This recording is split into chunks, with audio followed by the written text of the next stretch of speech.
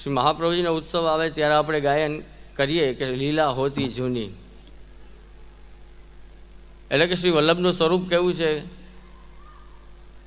તો કે આજે પૂર્ણ પુરુષોત્તમની લીલા વિશિષ્ટની આ પરબ્રહ્મની જે અતિ રસાત્મક લીલાઓ હતી એ પ્રગટ કોણે કરી? આપણા માટે જીવંત કોણે કરી? આપણા માટે તાજી કોણે કરી? આપણા માટે નવી કોણે કરી? તો કે શ્રી વલ્લભે પ્રગટ લઈ અને એ લીલાને પ્રગટ કરી પાછી. ત્યારે આપણે એ લીલાને જાણી શક્યા, ત્યારે આપણે ભાગવતના મર્મને જાણી શક્યા.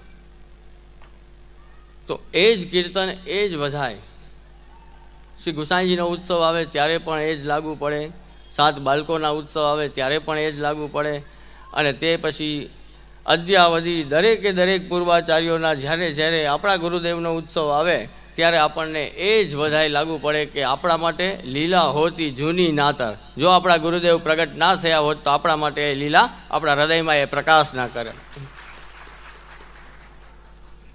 પરમ આદરણીય શ્રી વલ્લભલાલજી તાજજી મહારાજે આપની સૃષ્ટિ ઉપર, કૃપાપાત્ર સૃષ્ટિ ઉપર ખૂબ કૃપા વિચારી અને એમના હૃદયમાં આ લીલાને પ્રગટ કરી, એમના ભાવને પ્રગટ કર્યો, એમના ભાવને પોષણ આપ્યું. જેમ મારાથી પૂર્વે અભિષેક કુમારજીએ કહ્યું એમ કે આ બધા આચાર્યોનું અમૂલ્ય યોગદાન છે.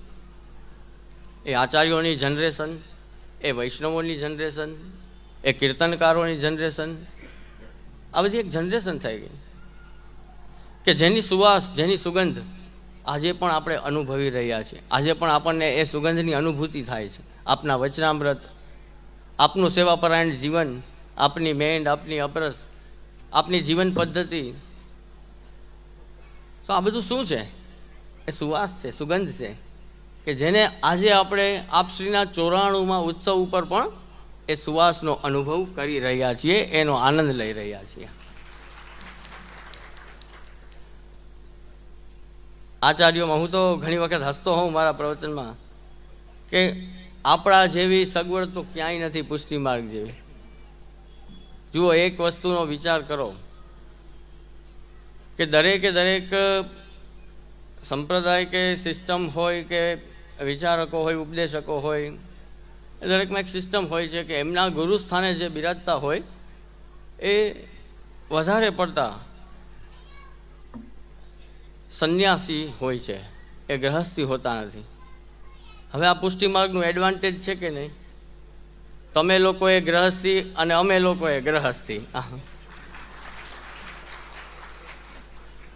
જે સમસ્યાઓ વૈષ્ણવોને આવતી હોય એ રીતની બાળકોને પણ આવતી હોય, તો કંઈ નવું નથી. હા, અમારે પણ પ્રસ્તાવમાં જવું પડે ને, અમારે પણ કુટુંબમાં જવું પડે, આ બધું સાચવવું પડે, વ્યવહાર સાચવવા પડે, સંબંધ સાચવવા પડે.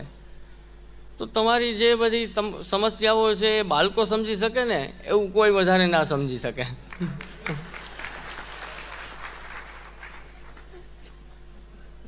બીજા નંબરમાં કેટલી મોટી કૃપા વલ્લભકુલની. જો શ્રી ગોસાઈજીનો આપનો વંશનો વિસ્તાર થયો તો હું તો એમ કહું છું કે આટલા બધા વલ્લભકુલના સ્વરૂપો બિરાજે છે ને, જ્યાંથી જે મળે એ પ્રાપ્ત કરી લ્યો એમ.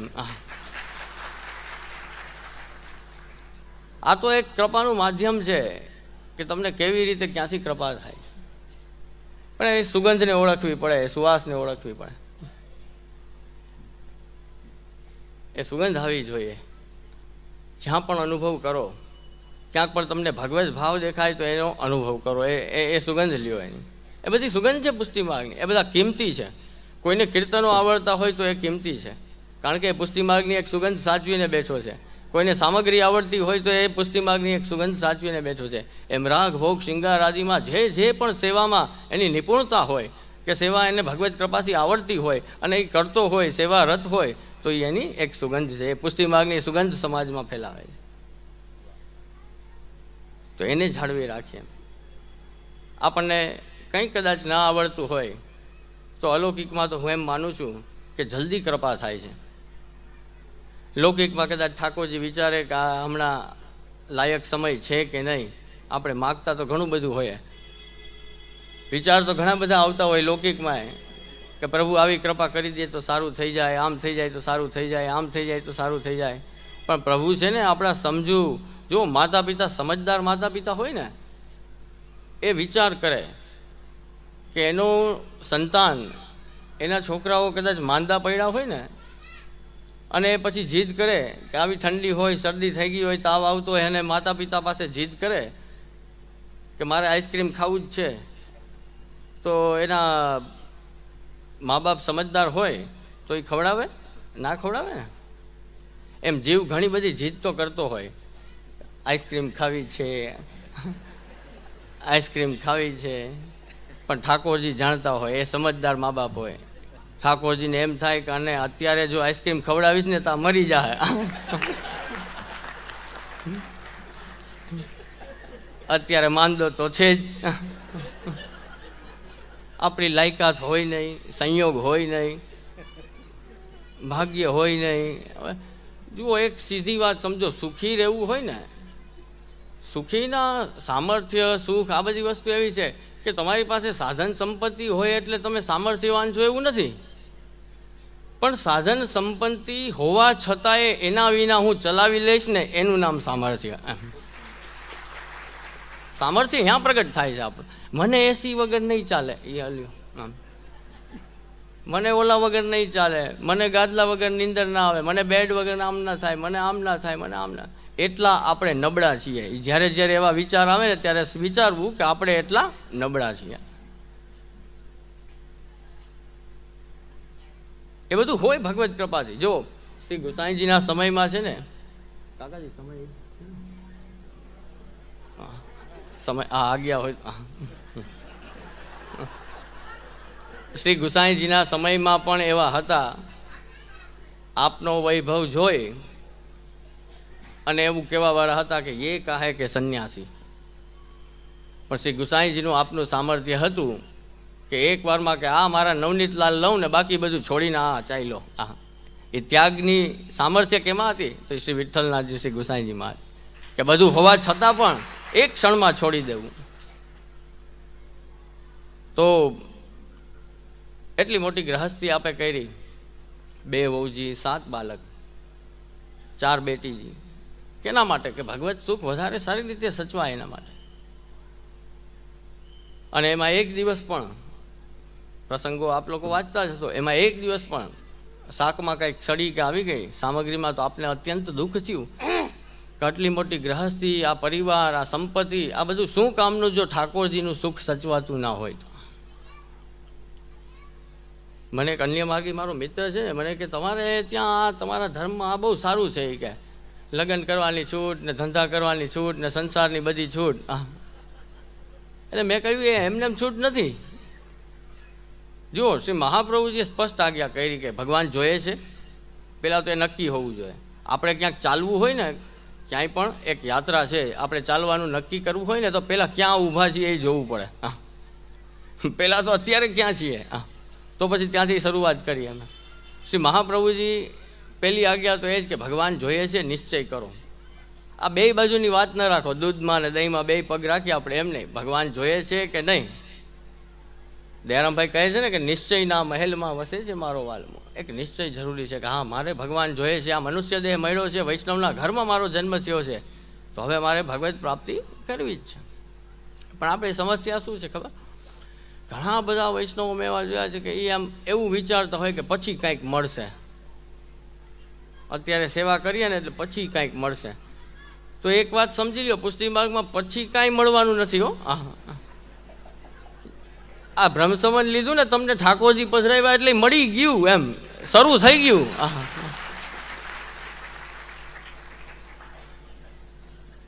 એક તો નવો અનુભવ કહું, તમે બધા પ્રશ્ન બધા બહુ પૂછો ને, બધા પ્રશ્ન પૂછતા. એક વૈષ્ણવ આ મોટા બિરાજતા હોય ને ત્યારે અમારે જરા ધ્યાન રાખવું પડે ને. આપશ્રીની આગળ બહુ બળબડ ના કરાય એમ મારી ભાષામાં. મોટા બિરાજતા હોય ત્યારે બહુ અમારાથી બોલાય. એ વૈષ્ણવ મને પૂછે, મને કે જે મને એવો વિચાર આવ્યો કે આપણે આપણી પોતાની પ્રાઇવેટ નિકુંજ થઈ શકે? પ્રાઇવેટ નિકુંજ એટલે મેં એને કહ્યું પ્રાઇવેટ નિકુંજમાં શું હોય? તો કે એમાં આપણું જ બધું હાલે, આપણી ઓર્ડર ને આપણી જગ્યા ને આપણા સ્પેશિયલ ઠાકોરજી પોતાના. એટલે મેં કીધું તું તો ભાઈ વિનાશના રસ્તે જાય છે. આ વિચારવાનું બંધ કરી દે આવું પ્રાઇવેટ નિકુંજ. સ્વામીજીની આજ્ઞાથી જ બધું થાય. પણ પછી મને વાત કરતાં કરતાં એક વિચાર આવ્યો ને મેં એને જવાબ આપ્યો. પછી મેં કીધું ભાઈ એક આપણે દરેક પુષ્ટિ માર્ગીએ વિચારવાની જરૂર છે. જેટલા પણ શ્રી મહાપ્રભુજી ગુસાઈજીના આશ્રિત છે કે એમના માર્ગમાં છે એ દરેકે વિચારવું જોઈએ કે ત્યાં તો નિકુંજમાં કદાચ કેટલા સ્વામીજીઓ આપણી સેવાની લાયકાત હશે નહીં હોય. આપણે જે સિદ્ધ કર્યું એ ભગવત સુખને લાયક છે, ભગવત અનુકૂળ છે કે નથી, એ બધું સ્વામીજી નક્કી કરે. જો ઠાકોરજીને લાયક હોય તો અંગીકાર થાય, નહીં તો રિજેક્ટ થાય પાછું ત્યાં. પણ શ્રી મહાપ્રભુજી ગુસાઈજીની એવી આપણા સૌ ઉપર કૃપા છે કે આપણા દરેક ઘરે જ્યાં જ્યાં પણ ભગવત સેવા બિરાજે છે ને એ દરેકે દરેક આપણી પોતાની પ્રાઇવેટ નિકુંજ જ છે. મેં કહ્યું ભાઈ ઘરે ઠાકોરજી બિરાજે છે આપણી પ્રાઇવેટ નિકુંજ તો છે, ત્યાં આપણી જગ્યા ચાલે જ ને. કોક 7 વાગે જગાડે, કોક 9 વાગે જગાડે ને અમુક ભાઈડા 12 વાગે મંગલા કરે. અને તોય ઠાકોરજી જાગે. મંગલ ભોગ આરોગે 12 વાગે પ્રભુ આરોગે. કારણ કે ઓલો ઠાકોરજી એમ ચલાવી લેતા હશે કે હવે પુષ્ટિ માર્ગ છે ને પુષ્ટિ માર્ગની વિશેષતા છે. હું તો કહેતો હું ઘણાને આ બધાને ઓલા નિવેદ કરવાના ઘણાને શોખ હોય ને. મેં કીધું ધ્યાન રાખજો, આમાં કદાચ 19-20 થયું ને તો ઓલા કોપાઈમાન થાય. આપણા ઠાકોરજી ક્યારેય થયા? કાજે તે સેવા બરોબર નથી કરી, ક્યારેય કોપાઈમાન ના થાય આપણા પ્રભુ. મહાપ્રભુજી ગુસાઈજીનું નામ લ્યો ને એટલે હસતા હસતા આરોગી લે, પછી જેવું આરોગાવો એવું. એવો માર્ગ મળ્યો છે. કદર એટલે નથી કે વૈષ્ણવ બાબા હતા ને એ આમ લઈ ગયા એટલે કંઠી પહેરી લીધી ને લઈ ગયા એટલે બ્રહ્મ સમજ કરાવી દીધું. જો થોડો ઘણો એ શાસ્ત્રોનો કોઈ અભ્યાસ કર્યો હોય, આપણા ધર્મગ્રંથોના દર્શન કર્યા હોય તો ખબર પડે કે ભગવાન તો બહુ દૂર છે, બહુ અઘરા છે પ્રાપ્ત કરવા. આ તો શ્રી મહાપ્રભુજી શ્રી ગુસાઈજીની કૃપા છે કે દરેકે દરેક ઘરમાં આજે ઠાકોરજી બિરાજે છે. દરેકે દરેક ઘરનું અને એ વૈષ્ણવનું સામર્થ્ય છે, એની તાકાત હોવી જોઈએ કે પોતાના ઘરને એ નિત્ય લીલામાં ફેરવી શકે, નિકુંજમાં ફેરવી શકે. એ તાકાત એની સેવામાં છે. એટલે વધુ સમય નહીં લેતા, પણ ખૂબ આનંદ થયો. પરાગકુમારજી આપને કૃષ્ણ કથાનો રસાસ્વાદ પ્રાપ્ત કરાવ્યો. કૃષ્ણ કથા તો એવી છે કે જ્યારે પણ જો એને પીવાનું કીધું છે. આ હરિરસ કેવો છે તો કે પીવાનો છે, એ ખાલી સાંભળવાનો નથી. એ તો એમાં કાંઈ આવતું જ નથી, ન છિલકા ન ગોઠલી. આ તો એવો રસ છે કે આમ મધુરો મધુરો મધુરો આવે જ રાખે. ભગવાન છે જ એવા. પવિત્રા બારસના આપણે મિશ્રીય રોગ આવીએ ને ઠાકોરજીને, મહાપ્રભુએ મિશ્રીય રોગ આવી સૌથી પહેલાં. એનું કારણ શું? આપણે પવિત્રા ધરાવીએ ત્યારે ઠાકોરજીને મિશ્રીય રોગ આવીએ, ગુરુદેવને મિશ્રીય રોગ આવીએ. એનો ભાવ એ જ છે કે પ્રભુ આપ પોતે આ મિશ્રી જેવા જ છો, એવા જ મધુર છો. મધુરાધિપતિ રખિલમ મધુરમ, એટલે મિશ્રીય રોગ આવી છે. તો એવા મધુરાધિપતિની સેવા અને કથા, આ બંનેનો આનંદ શ્રી આચાર્યચંદ તો આજ્ઞા કરે છે કે સેવાયામ વા કથાયામ વા યસ્યા શક્તિર્ધરા ભવેદ યાવત જીવમ તસ્ય નાશો નોકવા તિર્મતિર્મમાં. કે સેવા અથવા કથા અથવા બંનેમાં જેમની પણ આસક્તિ છે એ જીવનો ક્યારેય નાશ થતો નથી. એ જીવની ઉત્તમ ગતિ થાય છે, એ જીવ ઠાકોરજી સુધી પહોંચી શકે છે. તો આવો ઉત્તમ માર્ગ આપણને સૌને પ્રાપ્ત થયો છે, એ આપણું પરમ સૌભાગ્ય છે. વૈષ્ણવના ઘરમાં અગર આપણો જન્મ થયો હોય તો ખાસ વિચારવું કે મને ઠાકોરજીએ ક્યાંય જન્મ ન આપતા, આટલી મોટી દુનિયા છે ને આટલા બધા દેશ છે, ક્યાંય જન્મ ન આપતા વૈષ્ણવ માતા પિતાને ત્યાં જ કેમ જન્મ આપ્યો? એ એટલે જન્મ આપ્યો કે ઠાકોરજીએ તમને એના માયના છે કે આ મારો છે. એટલે પહેલાંથી નક્કી કરી દીધું કે આ વૈષ્ણવના ઘરમાં જન્મ થશે, આ મારી સેવા કરશે. તો એ સૌભાગ્યને માનો.